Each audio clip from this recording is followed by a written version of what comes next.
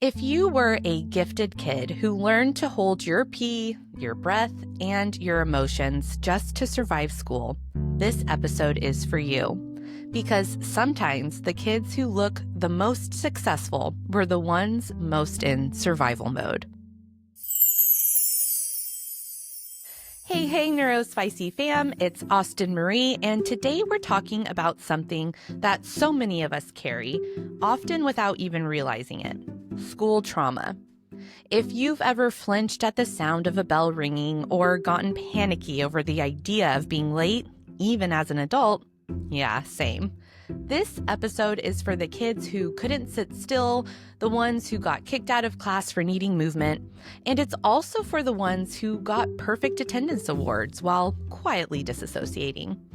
If school felt like your first big trauma, you are not alone. So grab your emotional support beverage, because every NeuroSpicy hero deserves a cozy ritual, and let's dig into it. Before we get into the science, let me tell you a story. In first grade, I peed myself in class. Not because I forgot to ask or because I was so interested in what I was doing, but because I knew my teacher got so mad when kids asked to use the restroom. I was terrified of disrupting the class or drawing any kind of attention to myself. So I sat there and I waited. My body was screaming, but I didn't feel like I had permission to listen to it. That moment stayed with me for decades, not because of the accident, but because of what it taught me, that even my basic bodily needs were a problem in school. School trauma isn't just about being bullied or getting bad grades. It's about chronic nervous system activation, a state where the body feels unsafe, unseen, or powerless in an environment that demands compliance over curiosity and performance over personhood. For neurodivergent kids, the brain's threat detector, the amygdala, is on high alert in the classroom. A ringing bell or being called on unexpectedly can feel like a tiger just walked in. This constant activation of the fight or flight system without a chance to discharge or recover leads to a fried nervous system. Think emotional car alarm that won't turn off. Over time, that hypervigilance wears down resilience, and it rewires the brain to treat everyday school moments as potential dangers, not learning opportunities. This trauma is cumulative. A child who is frequently corrected, shamed, or ignored learns that their authentic expression is unsafe. One simple way to understand what's happening in the brain during these moments is using the hand-brain model developed by Dr. Dan Siegel. If you imagine making a fist with your thumb tucked inside, your wrist represents your brainstem, which is in charge of survival. Your thumb is your limbic system, which controls your emotions, and your fingers folded over represent your prefrontal cortex, which is in control of that logic and regulation. When the limbic system is overwhelmed, say from constant correction or fear of punishment, the fingers flip up. The prefrontal cortex goes offline. That means no reasoning, no emotional regulation, and no learning, just survival. The brain is brilliant at protecting us, but not always great at helping us thrive in classrooms that ignore these stress patterns. And this kind of shutdown can look like defiance, withdrawal, zoning out, or just being called too sensitive. It's not a behavior issue. It's a nervous system one. Psychologically, this contributes to disrupted interoception, which is our ability to sense internal bodily states. Kids start ignoring hunger cues, emotional overwhelm, or their need for movement. They internalize the belief that their needs are distractions or liabilities. And because it's happening in a place that is supposed to be safe, this trauma often goes unseen, even by the kids themselves. There's a lot of focus on kids who act out, who struggle behaviorally. And yes, these kids are often deeply misunderstood neurodivergent children. But there's another group, kids like me, kids like my oldest son, the high achievers. We're the ones who overperform to stay safe. We got gold stars and straight A's, but we weren't thriving. We were surviving. From a neuroscience standpoint, the perfectionism and people-pleasing behaviors are often linked to fawning, a trauma response where we attempt to appease perceived threats. The nervous system doesn't just fight or flee, it sometimes freezes or fawns. High-achieving ND kids are often in a fawn response, masking distress through compliance, smiling through stress, overachieving to avoid confrontation or shame. It can look like being the teacher's favorite, always volunteering, never causing trouble, and constantly scanning for signs of disappointment or danger. But let's also talk about the freeze response, because that shows up too, and it's just as misunderstood. Freeze is when the nervous system locks down. You're not fighting, you're not fleeing, you are stuck. It can look like zoning out, staring blankly at a worksheet, being slow to respond, or even being labeled as lazy or unmotivated. In freeze, the body goes into energy conservation mode. Heart rate drops, facial expressions go flat, and the brain's executive functions like speech, focus, or memory can go temporarily offline. It's not defiance, it's biology. Both fawning and freezing are intelligent survival responses.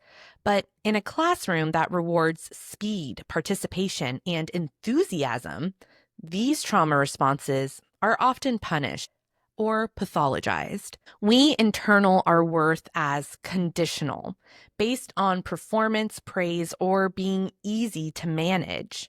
Over time, this leads to identity diffusion, where we don't know who we are without external feedback.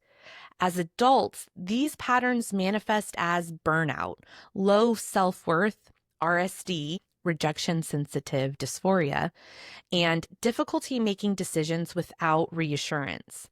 And it all started with being the good kid, or the quiet one that no one checked on. The system itself is authoritarian. It was designed during the Industrial Revolution to train obedient workers. The model prioritizes compliance, repetition, and external control. It conditions kids to ignore their bodies, instead praising conformity over innovation. This structure activates nervous system suppression. Students learn that to succeed, they must override their instincts. Over time, this creates a chronic freeze state, a subdued form of dysregulation, where a child appears compliant but is actually disassociating. From a psychological perspective, this erodes the internal locus of control, which is the belief that you are the agent of your own life. Instead, kids learn to wait for permission, feedback, and direction. This weakens their ability to self-advocate and builds a deep mistrust of their own intuition. One of the most visible tools of this dynamic, behavior charts. On the surface, they may seem harmless, just a way to track good and bad behavior. But developmentally, these charts externalize moral worth. For a child whose brain is still developing self-concept and identity, public tracking of behavior teaches that regulation isn't about understanding or connection. It's about surveillance and compliance. Behavior charts activate toxic shame in the nervous system. When a child sees their name move to red or lose a sticker, their body may interpret it as a social rejection, a powerful trigger for the same regions activated by physical pain. Instead of learning skills for co-regulation or emotional resilience, the child learns to fear being seen. And for ND kids who may already struggle with impulsivity, sensory overload, or emotional regulation, these systems become a daily trauma loop. Not only are they constantly being corrected, but they're also doing it publicly, often without the developmental tools or accommodations they need. ND kids are especially vulnerable to this harm, but make no mistake, it affects everyone. The system teaches all kids that obedience is more valuable than authenticity. As a former teacher, I thought I could be the change. And for a while I was. I adapted my classroom using trauma-informed practices, co-regulation techniques, and neurodivergent forming systems. I taught all of my aides my belief in regulating the nervous system and seeing behaviors as cues as to what was happening inside. I fought hard to get my kids services, but I watched my students get tossed into classrooms with teachers who undid that work in days, teachers who prioritized test scores over relationships, principals who silenced concerns, systems that rewarded control, not compassion. And when I tried to advocate not just for my students, but for neurodivergent teachers like myself, my superintendent looked me dead in the eye and said, "Well, not everyone is meant to be a teacher." That moment crystallized what I already knew. The system wasn't built to support differences. It was built to filter it out. Psychologically, it was devastating. I developed secondary trauma. Some days I was being hit, kicked, and bitten by students who needed support I was begging for but never got.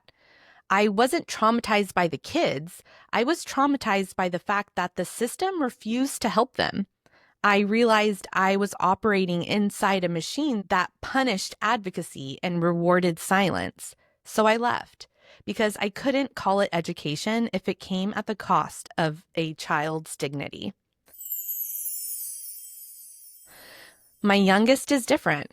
High masking, high needs. But he doesn't look autistic enough to be taken seriously.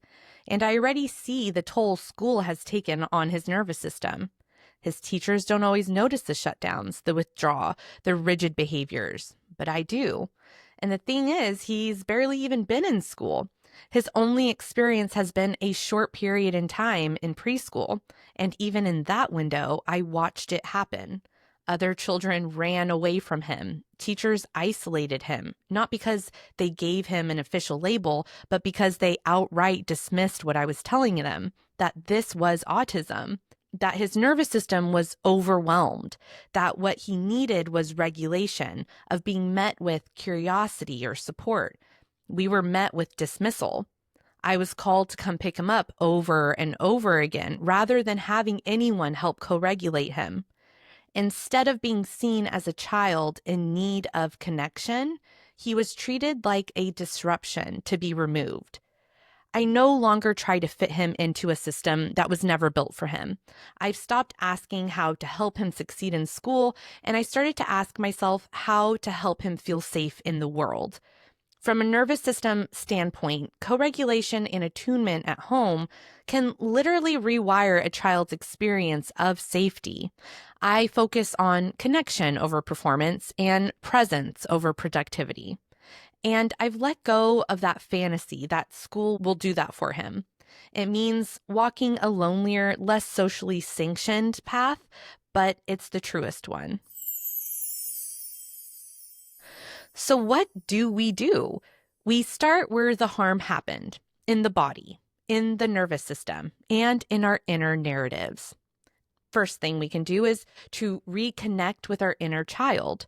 Neuroplasticity tells us that we can rewire at any age.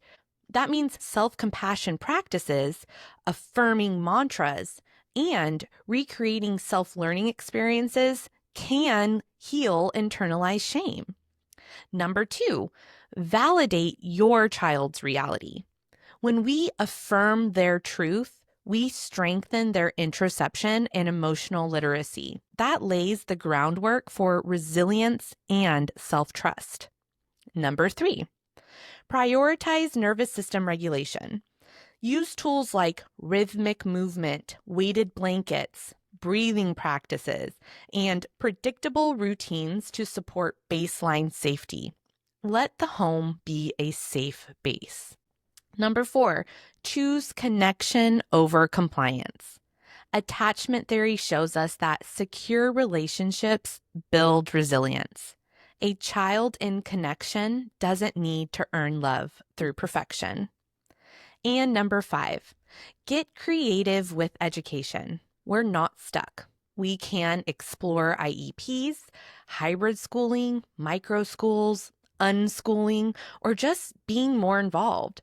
Reimagine what learning can look like, not just what it has been. School taught us to fit in, to shrink, to silence. But healing means remembering that you were never the problem. You can unlearn the shame. You can choose a different path for your kids. And you are not alone. And before we close out today's episode, I want to give a heartfelt shout out to a small business that has genuinely brought me so much light and healing in my life. Fairy Light Yoga, created by the radiant Tina Diana. If you ever find her over on Instagram at fairy.light.yoga, Tina offers this deeply magical blend of vinyasa and kundalini-inspired movement, breathwork, and Reiki healing, all with the intention of helping you ground your light and reconnect with your inner earth angel. I personally attend her monthly full moon women's circles, and let me just say, they have been life-changing. Each gathering feels like a sacred exhale, a place to show up fully as you are, release what's heavy, and leave feeling truly held. There's something so powerful about being in a space led with intention and heart, and Tina creates that every single time. Whether it's an online Zoom class or an in-person workshop or one of her signature rituals, she makes healing feel accessible and embodied. If your nervous system has been craving some peace, community, or just a little magic, check out Fairy Light Yoga. Tina, thank you for all the light you share. I also want to give a huge warm welcome to the 7 new subscribers who just joined my Patreon. Welcome to the NeuroSpicy squad. I am so honored to have you here, and I can't wait to keep building this healing, funny, messy, and magical space with you. If this episode resonated, please come join the community on Patreon or drop your thoughts in the comments. I want to hear your story. And if you're walking this hard path of reimagining childhood and education, I see you, and I'm walking it with you. Thank you so much for listening, and I'll see you next week. Ta-ta!